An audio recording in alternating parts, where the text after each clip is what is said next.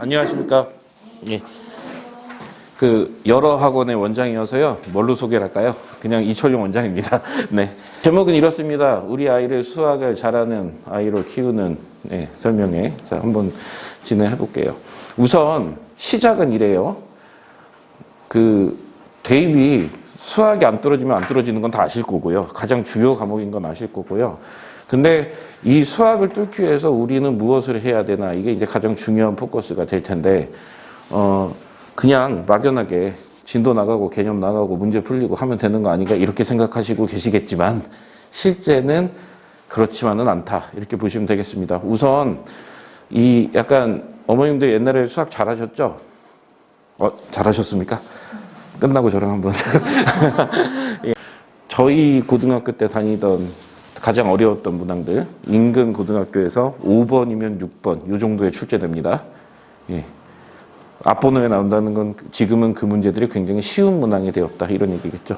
약간 진화론 생각하시면 될 것 같아요. 아이들은 점점 머리가 좋아지고 변별은 해야겠고 교과 과정 자체가 한정돼 있고요. 그렇다고 고등학교를 4년 다니게 할 수는 없으니까 배워야 되는 것은 똑같고, 그러면 아이들의 변별을 위해서 문항은 지속적으로 어려워지고 있다. 그래서 저희가 공부할 때보다 상당히 수학의 문제는 실제로 많이 어려워졌습니다. 예. 그래서 그 어려운 문항들을 어떻게 어릴 때부터 대비를 시켜야 되냐, 이게 가장 주요 포커스라고 보면 되겠어요. 물론 우리 아이들한테는 아직 사춘기라는 변수가 있긴 하지만 그 사춘기라는 변수 전까지 어떤 식으로 대응을 하면 좋겠는지 수학의 지형도를 좀 설명을 해드릴 텐데요. 우선 입시 수학이라는 것은요, 저희가 보통 수학이라고 얘기하는 전체적인 수학의 본질은 아닙니다. 그래서 혹시 수학과 전공하신 분 계신가요? 한 분 있으시면 좋은데. 어쨌든 우리 아이들이 중고등학교 때 배우는 수학은요, 전체적인 수학의 본질이 아니고요. 예, 대한민국의 어른들이 아이들한테 가르치고 싶은 것만 부분 발췌해 놨다. 이게 우선 첫 지형도의 시작이 되겠습니다. 그래서 원론적인 본질을 잘하는 것이 수학을 잘하는 게 아니고요. 대한민국에서는요. 입시 수학에서는요. 우리나라 그 입시에서 수학은 뭘로 실력을 측정하죠? 네? 어떤 행위죠? 문제를 푸는 행위죠. 예. 교수님들 앞에서 수학의 원론이나 개념을, 로직이나 메커니즘을 브리핑하는 것이 아니라 무조건 문제를 잘 풀면, 찍어서 맞추더라도 정답만 맞추면 잘하는 아이, 이렇게 구분되죠. 그래서 우리 아이들은 실제 입시 수학을 준비하면서 문제를 잘 풀어야 돼요. 이해되셨죠? 자, 그러면 이 본질적인 입시 수학에서 가장 중요한 것은 결국 뭐다? 최종 목표는 어려운 문항을 얼마나 잘 푸는 아이로 성장시키냐, 이게 가장 중요한 포커스가 되겠습니다. 이해되시죠? 네. 어려운 문제는 어떤 문제죠? 심한 문제요. 네. 같은 말이잖아요.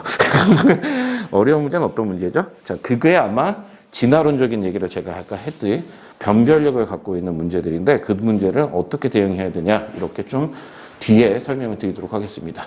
자, 우선 어려운 문제를 풀기 위해서는 기초적인 단계들이 굉장히 중요하기 때문에 이런 지형도를 다시 한번 좀 짚고 가겠습니다. 수학은요, 개념이 있어요. 로직이죠. 한마디로 먼저 산 사람들이 만들어 놓은 논리입니다. 그것들이 있고요. 그 개념에 유형이라는 것들이 달려 있어요. 이 유형은 문항입니다.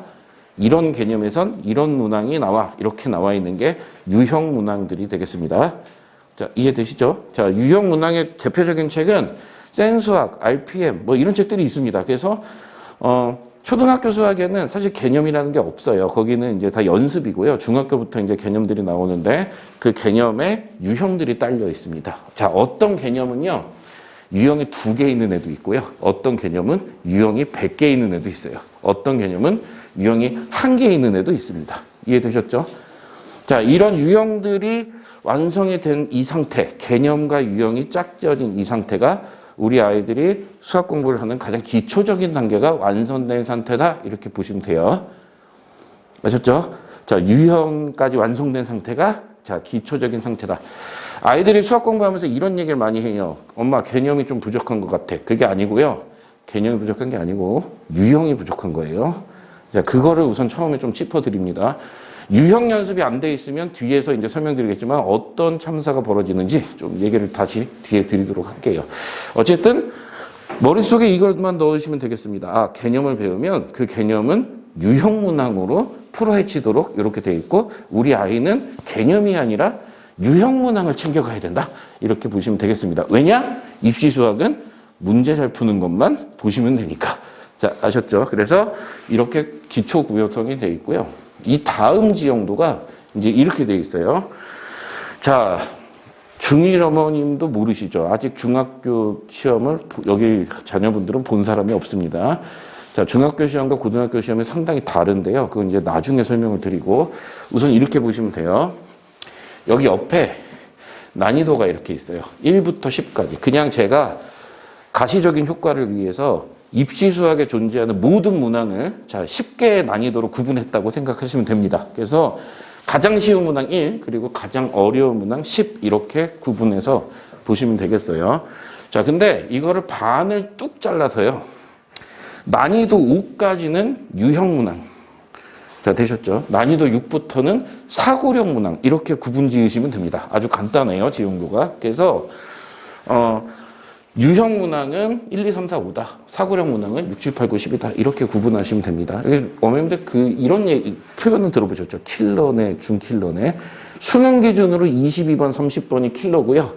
뭐 15번, 21번, 29번 이런 문항들은 준킬러에 해당하는 문항들입니다. 자, 인근 지역에서 고등학교를 보내시면요. 내신 문제에 킬러는 학교마다 1개에서 2개 혹은 3개인 학교도 있고요. 자, 준킬러는요. 준킬러까지 한 8문항, 7문항, 6문항 이렇게 학교마다 좀 차이가 나고요. 고등학교는. 자, 중학교는 없습니다. 이런 게.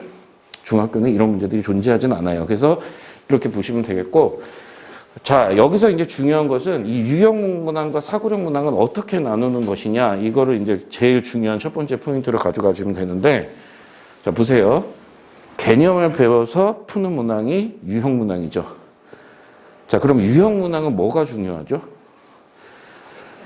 예? 개념을 이해한 것이 중요한 게 아니죠. 물론. 근데 중요한 건 공부 방식을 여쭤보는 겁니다. 어떻게 공부해야 되죠? 많이 풀어야죠. 그렇죠? 많이 푸는 거 1번. 두 번째, 많이 익히는 거 2번. 3번, 많이 외워야 됩니다. 아, 저기 이걸 수학이다 원장 이상해. 갔더니 설명하면서 수학 외우래. 좀 이따 보세요. 자, 수학은 생각하는 과목이죠, 어머니. 그죠? 예. 아니요. 엄청 외우고 생각하는 과목입니다. 이게 되게 중요한 우리 아이들의 교육 방식, 정확한 교육 방식입니다. 그래서 이 유형 문항은요, 전부 다 익힘 학습이 주가 돼야 돼요. 자, 이 유형 문항을 생각하는 건 아닙니다. 왜냐하면 기본적인 개념 자체를 이해하고요. 그 개념이 이해된 상태에서 이런 유형이 나오는 것으로 익혀야 됩니다. 따라서 유형 문항을 배울 때 가장 좋은 학습법, 오답 노트, 틀린 문항 다시 보기, 안 풀려? 그러면 해답 보고 다시 정리해서 외우기, 이런 것들이 가장 중요한 학습법이 되겠습니다. 여기까지는요. 자, 이해되셨죠? 자, 그래서 아이가 유형을 다 익혔어요. 다 익혔어요. 그러면 그 다음에 뭘 해야 되냐? 이제 난이도 6부터 사고력 문항을 풀어가는데요. 그것은 이제 어떤 의미냐면 이 사고력 문항들은 어떻게 구성이 되어 있냐가 중요해요. 유형 문항의 어떤 1번, 2번, 3번, 4번, 5번, 6번, 100번, 뭐 1001번, 1000번 이렇게 있다 치면 18번과 90번과 102번의 조합. 이게 난이도 6이에요. 난이도 10은 그 수많은 유형 문항 중에 한 100개쯤 조합되어 있으면 난이도 10이 되는 거예요. 이해되시죠? 실제 지금의 어떤 입시의 가장 흐름은 이렇게 지금 제가 얘기하고 있듯이 연계 문항이라 하거든요. 그렇게 기본적인 유형들이 섞여 있는 문항이 연계 문항이고요. 실제 그런 것들이 제일 많이 출제되기 때문에 즉 유형 문항은 익히고 외우면 되고요. 자, 어머님들 생각해 보세요. 옛날에 조합 배우셨죠? 자, 그러면 사고력 문항들은 정말 끝도 없이 생성이 가능하다. 이런 결론이 나오죠. 왜냐하면 엄청나게 많은 유형이 있기 때문에 유형에서 아무거나 만들어서 만들면 되잖아요. 그죠? 그래서 사고력 문항은 주된 학습 방법이 유형과는 완전히 달라야 됩니다. 유형 문항은 아까 제가 얘기했죠. 익힘이 중요하다. 근데 사고력 문항은 익힌 것을 바탕으로 사고해서 푸는 게 중요합니다. 그래서 이 부분은 유형 문항은 성실하게 유형을 익히면 되는 거고요. 사고력 문항은 고민해서 분석해서 뚫어내는 과정에 공부를 해야 돼요. 즉 이쪽은 외우는 거고요. 이쪽은 생각하는 거예요. 이해되셨죠? 아이가 풀고 있는 책을 보세요. 엄마 나 어려워서 못 풀겠어. 지금 우리 아이 뭐 하고 있는 거죠? 모르죠. 유형일 수도 있고 사고력일 수도 있어요. 유형에서 엄마 나 어려워 이러면 뭐가 어려워? 잘 달래서 반복시키고 익숙하게 숙달시키면 되고요. 근데 아이가 지금 풀고 있는 문제가 사고력 문항이에요. 그러면 시간을 줘야죠. 이건 누구한테나 어려운 거야. 이거는 고민을 해서 풀어야 되고 못 풀어도 괜찮아. 왜냐? 이것은 머리가 좋아지기 위한 문제풀이에 대한 사고력을 위한 단계일 뿐 그 문제를 맞고 틀리는 게 중요한 사항은 아니다. 이렇게 구분해서 접근하시면 됩니다. 제 설명 잘 이해되십니까? 자, 이해되십니까? 원래 지형도가 이렇게 되어 있는데요. 공부를 거꾸로 하는 친구들이 사실 생각보다 되게 많아요. 고등부에 올라와도. 유형 문항을 풀면서 이해가 안 된다고, 너무 어렵다고 다시 개념으로 자꾸 돌아가는 친구. 그다음에 사고력 문항을 거꾸로 어마어마하게 외워가는 친구들이 있어요. 자, 둘 다 망합니다. 왜냐하면 이 지형도를 이해하지 않고 무모한 시간 투자와 노력 투자가 되는 것이죠. 이해되셨습니까? 따라서 사고력 문항은 오답이 필요한 게 아니에요. 지속적으로 본인이 푸는 게 필요한 거고요. 분석이 필요한 거고, 자, 유형 문항은 말 그대로 오답이 엄청나게 중요한 섹터가 됩니다. 이해되셨죠? 자, 그래서요, 제가 원장을 하고 있는 모든 학원들에서는, 모든 시스템에서 저는 난이도를 이렇게 1, 2, 3, 4로 구분해서 아이들을 다 교육시키는데요. 자, 2는 유형과 사고력의 경계 연습을 시키는 문항이 되겠고요. 1은 진짜 기초 문항이고요. 3, 4는 나중에 사고력을 뚫어내야 되는 어떤 상위 문항이다. 이렇게 구분이 다 돼 있고요.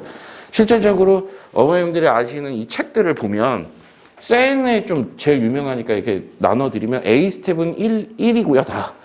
B 스텝이 한 2, 3, 4 이렇게 걸쳐 있고요. C 스텝이 5, 6 이 정도가 걸쳐 있어요. 그러니까 C 스텝에도 사고력 문항은 분명히 있습니다. 이해되시죠? 근데 유형 문항도 많이 섞여 있으니 이것들을 구분해서 공부시키는 게 중요하다. 이걸 보시고 저번에 어떤 어머니가 질문하셨어요. 블랙라벨은 준킬러까지도 있긴 있는데 킬러는 없네요. 네, 맞아요. 킬러는 없어요. 이 수준으로는 인근 고등학교에서 만점 수준은 아니다. 이렇게 보시면 되겠습니다. 자, 이거 찍으셔요? 네. 자, 여기까지 다 이해되셨죠? 자, 그러면 이 유형학습법과 사고력학습법에 대해서 다시 좀 정리를 해드릴게요. 만약에 우리 아이의 현재 유형은 완벽하게 다 정리가 됐고요. 사고력은 6까지 가능한 상태다. 이해되셨죠? 이런 상황이에요, 우리 아이가. 근데 7에 해당하는 문항을 풀어야 될 거 아니에요. 극복을 해 나가야겠죠. 자, 여기는 성실성 문제고 여기는 머리의 문제가 아니라 공부 방식의 문제입니다. 그래서 계속 생각하다 보면 머리가 좋아지는데, 그러면 7을 뚫기 위해서 우리 아이가 6을 죽어라 풀어요. 한 10,000문제 풀어요. 그러면 7이 풀리나요? 안 풀립니다. 네. 이게 사고력 문항을 해결하는 가장 중요한 키예요. 지금 뭐냐면 낮은 준위의 사고력 문항을 통해서 높은 수준의 사고력 문항이 안 풀린다. 이게 현행 입시 수학의 가장 중요한 공부 방식 중에 하나입니다. 이해되셨나요? 즉 쉬운 것만 죽어라 풀면 자기의 발전이 없어서 결국 어려운 문항은 죽어도 해결이 안 된다. 자, 그러면 우리 아이가 6까지 다 커버가 되어 있는 상태에서 7을 풀려면 어떻게 해야 될까요? 못 풀죠. 원래 이래요. 내 사고력이 6이에요. 그러면 7부터는 죽어도 안 풀려요. 못 풀어요. 네. 못 풀어요. 아셨죠? 그게 수학이에요. 그래서 내가 6을 풀 수 있으면 시험장 가서 유형과 6가지의 난이도를 풀고 나올 수 있어요. 나머지는 못 풉니다. 원래 수학이 그렇습니다. 8을 풀면 좋겠죠, 어머니. 근데 못 풀려요. 안 풀려요. 그래서 7을 풀고 싶으면 어떻게 해야 되냐? 6을 백날 푸는 학생들이 되게 많거든요. 즉 풀 수 있는 문항을 계속 풀어요. 그러면 자기의 실력이 올라가겠지. 하지만 그렇지 않다. 왜냐하면 실질적으로 그게 그러면 극단적으로 얘기를 해서요. 2학년, 초등학교 2학년의 심화 문제 하나를 풀 수 있으면 그걸 왕창 풀어서 고3 킬러가 풀려야 되거든요. 말이 안 되잖아요. 그런 경우는 없다. 그래서 어떻게 해야 되냐? 7을 풀어야 돼요. 근데 7이 풀리냐고요? 안 풀리죠. 그죠? 안 풀리지만 어떻게 한다? 계속 풀어야 됩니다. 도전하고 분석하고 못 풀겠으면 계속 덤벼보고 시간 갖고 계속 생각하고 안 되면 선생님한테 힌트만 얻어서 본인이 풀고 이래야죠. 7이 안 풀린다고 그거를 체크해갖고 오답 처리하고 계속 풀이 적어내고 이러면 외우게 되잖아요. 그렇게 되면 방법이 없더라. 이해되십니까? 이렇게 해서 본인이 걸려있는 사고력 문항에 대한 어떤 구조는 그렇게 쓴다. 우리 아이들이 수학 공부하다 이런 얘기 진짜 많이 하죠. 엄마 너무 어려워서 못 풀겠어. 이해되시죠? 그 문제를 버리게 하시면 이 아이는 사고력 문항을 풀게 될 가능성이 없어요. 제가 아까 초두에 제가 아이를 직접 압박장수로 가르친다 했잖아요. 엄청 저학년 때부터 훈련을 시켜요. 어떤 훈련이냐? 어렵고 못 푸는 문제에 대한 저항값을 없애는 거예요. 네. 그냥 어려워? 그러면 뭐 안 풀리면 상관없어. 우선은 고민은 해보자. 이런 식의 어떤 방식이 아이를 사고력적으로 형상시켜, 문제 푸는 사고력을 형상시켜서 높은 사고력의 문항을 풀 수 있는 아이로 만든다. 즉, 학습 습관이, 방법이 굉장히 중요합니다. 중요합니다.